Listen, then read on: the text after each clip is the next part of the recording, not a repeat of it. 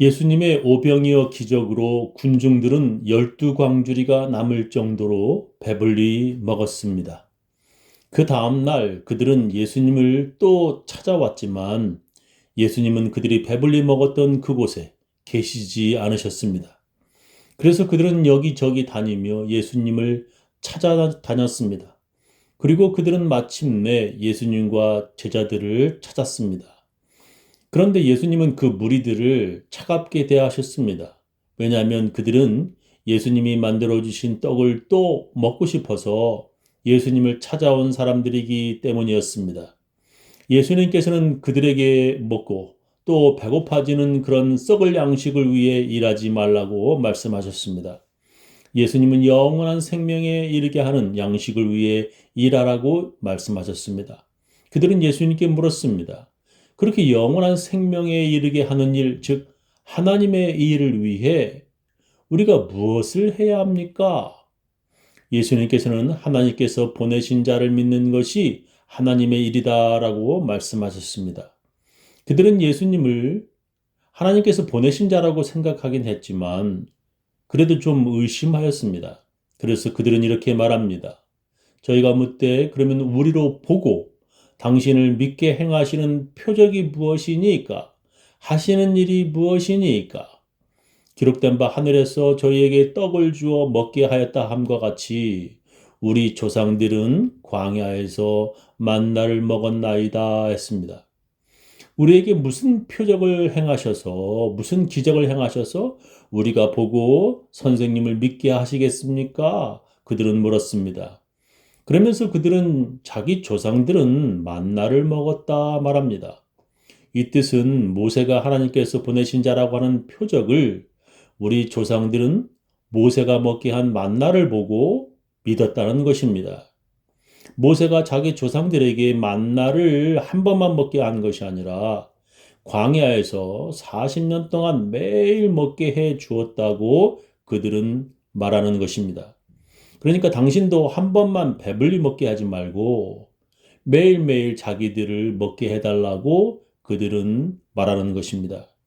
그가 한 번 먹게 하는 것은 돈 많은 부자들도 할 수 있다는 것입니다. 그런 한 번의 기적으로 당신이 하나님께서 보내신 자라는 표적이 될 수 없다고 말하는 것입니다. 그러자 예수님께서 이렇게 말씀하십니다. 예수께서 이르시되 내가 진실로 진실로 너에게 이르노니 하늘에서 내린 떡은 모세가 준 것이 아니라 오직 내 아버지가 하늘에서 내린 참떡을 너에게 주시나니 하나님의 떡은 하늘에서 내려 세상에게 생명을 주는 것이니라 하셨습니다. 모세가 만나를 준 것이 아니라 하나님 아버지께서 주신 것이다. 하나님께서는 너희들에게 하늘에서 내린 참떡을 주신다. 그 하나님의 떡은 세상에 생명을 주는 것이다. 라고 예수님께서 말씀하셨습니다. 그러자 그들은 예수님께 이렇게 말합니다. 저희가 가로되 주여 이 떡을 항상 우리에게 주소서. 그래요? 하나님께서 먹을 것을 하늘에서 내려주신다고요? 아이고, 만나처럼 우리들에게 먹을 것을 내려주신다면 당신은 우리들의 주님이십니다. 주여, 이 떡을 항상 우리에게 주소서라고 그들은 말합니다. 그때 예수님께서 그들에게 이렇게 말씀하십니다. 예수께서 가라사대 내가 곧 생명의 떡이요. 내게 오는 자는 결코 줄이지 아니할 터이요. 나를 믿는 자는 영원히 목마르지 아니하리라 말씀하셨습니다. 예수님께서 내가 곧 생명의 떡이라. 즉 내가 바로 하나님께서 하늘에서 내려주시는 그 생명의 떡이라고 말씀하셨습니다. 오늘 제 설교 제목은 내가 곧 생명의 떡입니다. 여기 한국말로 떡이라고 번역을 하였지만 영어로는 빵, bread라고 번역을 하였습니다. 다른 한국말 성경 번역은 하나님께서 주시는 빵, 하나님의 양식이라고 번역을 하였습니다. 이렇게 다르게 번역한 것은 그 뜻이 곧 그들이 먹어야 살아가는 음식, 살기 위해서는 반드시 있어야 하는 것이란 뜻이기 때문입니다. 그래서 저는 이것을 하나님께서 주시는 밥, 하나님께서 주시는 물, 하나님께서 주시는 돈이라고까지 생각해 볼 수 있다고 생각합니다. 그래서 사마리아 수가성의 여인에게 예수님께서는 이렇게 말씀하셨습니다. 여자가 가로되 주여 물 기를 그릇도 없고 이 우물은 깊은데 어디서 이 생수를 얻겠삼나이까? 우리 조상 야곱이 이 우물을 우리에게 주었고 또 여기서 자기와 자기 아들들과 짐승이 다 먹었으니 당신이 야곱보다 더 크니까? 예수께서 대답하여 가라사대 이 물을 먹는 자마다 다시 목마르려니와 내가 주는 물을 먹는 자는 영원히 목마르지 아니하리니 나의 주는 물은 그 속에서 영생하도록 솟아나는 샘물이 되리라. 여자가 가로되 주여 이런 물을 내게 주사 목마르지도 않고 또 여기 물 길러 오지도 않게 하옵소서 했습니다. 우리 조상 야곱은 이 우물을 주었는데 지금 나에게 물을 달라고 하는 당신이 야곱보다 더 크냐라고 그녀는 묻는 것입니다. 예수님께서는 이 물을 먹는 자마다 다시 목마르려니와 내가 주는 물은 영원히 목마르지 아니할 것이라고 말씀하십니다. 그렇다면 그런 물 내게 주사 목마르지도 않고 또 여기 물 길러 오지도 않게 하옵소서라고 그 여자는 말하는 것입니다. 지금이야 여러분들이 이 사람들의 요구가 별것 아니라고 생각하시지만 좀 더 생각하면 이해가 되실 것입니다. 여러분 물통 굴림 프로젝트라고 아십니까? 아프리카 어린이나 여자들은 동네 근처에 마실 물이 없어서 2, 3마일 떨어진 곳까지 가서 물을 길어 와야만 했습니다. 미국에 사는 여러분들이야 집안에서 아주 쉽게 물이 나오지만 그들은 그렇게 5, 6시간 걸어가서 물을 길어 오는 것입니다. 그것도 깨끗한 물도 아닌 흙탕물을 가져오는 것입니다. 한국 기독교인들이 처음엔 그들에게 물통을 선물로 주었습니다.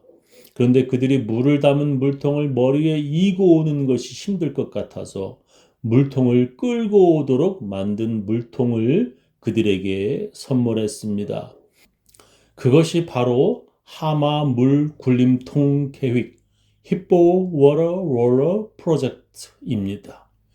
사진을 보시면 저렇게 아기들이 물통을 굴려서 물을 길어 오는 것입니다.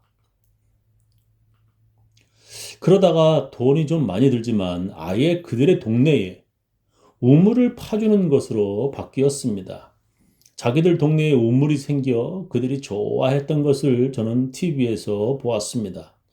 동네 사람들이 모두 모여 큰 잔치를 벌였습니다.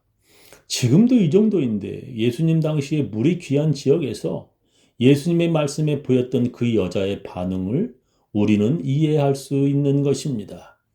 예수님께서 주시는 물을 마시면 영원히 목마르지 않는다라고 말씀해 그녀는 그런 물 빨리 달라고 요구를 했던 것입니다.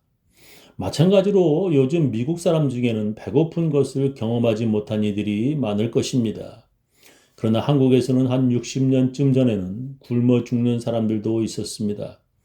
자기들 어릴 적에 쌀이 부족해서 배고팠다고 노인들이 말하면 요즘 한국 젊은 사람들은 쌀이 부족하면 라면 먹으면 되잖아요 라고 묻는답니다.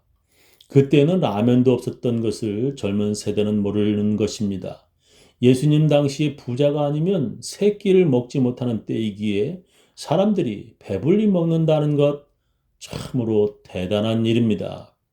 그래서 예수님께서 그들을 배불리 먹이셨기 때문에 그들이 예수님을 왕 삼으려고 했다고 성경은 기록합니다. 하늘에서 만나가 모세 때만 내리는 것이 아니라 하나님께서 지금도 내려주신다고 예수님이 말씀하시자 그들이 그렇게 주여 이 떡을 항상 우리에게 주소서라고 말하는 것입니다.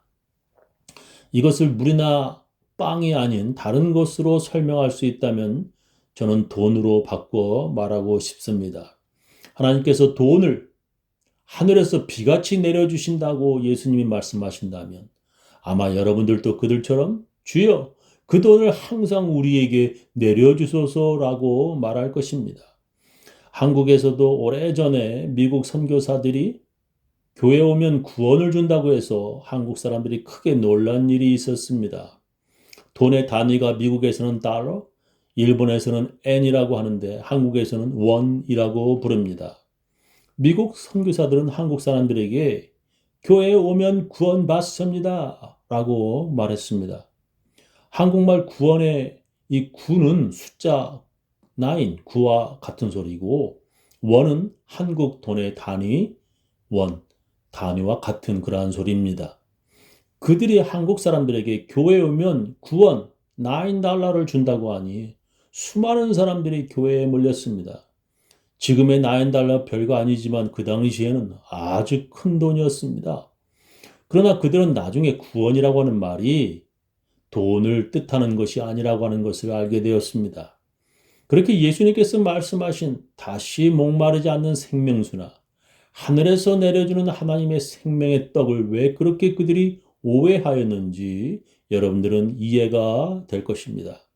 예수님께서 말씀하신 것은 그런 뜻이 아니었습니다. 예수께서 가라사대 내가 곧 생명의 떡이요 내게 오는 자는 결코 줄이지 아니할 터이요 나를 믿는 자는 영원히 목마르지 아니하리라 하셨습니다.